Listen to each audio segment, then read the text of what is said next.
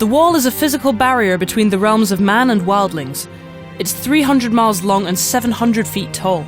It's a barrier that holds back evil.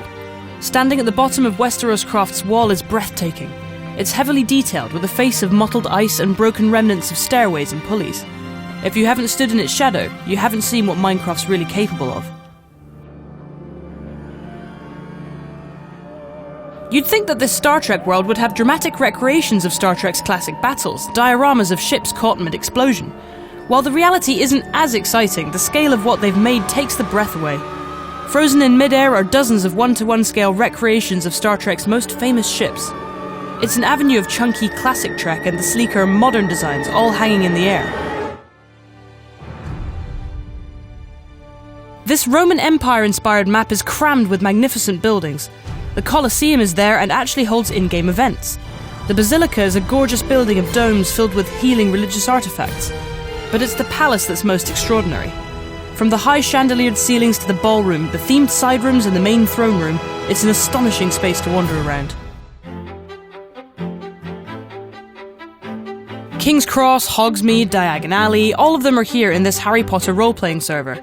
But it's Hogwarts that players visit for. It's not just the castle that's been lovingly recreated, with the Great Hall and all of the separate houses, but the atmosphere too.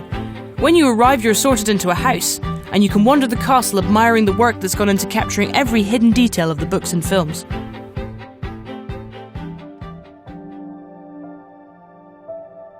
If everything until now was a celebration of creativity, then 2B2T is a celebration of destruction and indifference. It's the only Anarchy server that lives up to its name, rife with griefing, hacked clients and swastika-shaped buildings. Spawn is currently surrounded by lava walls flooding down into a broken hole that's cracked all the way to the bedrock. There is destruction as far as the eye can see. The people that populate this server are like a glacial glitch that eats at the land. They turn every build into a ruin, and every ruin into an unrecognizable and abstract collection of blocks. The server is years old and over 500 gigabytes in size. If you have a thick skin, you should see it at least once. Just don't expect to survive.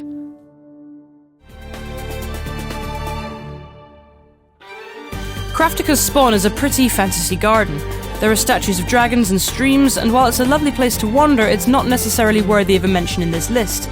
But what's beneath it is. Below, there's a giant carved-out bowl, with water flooding down the sides and pooling at the bottom.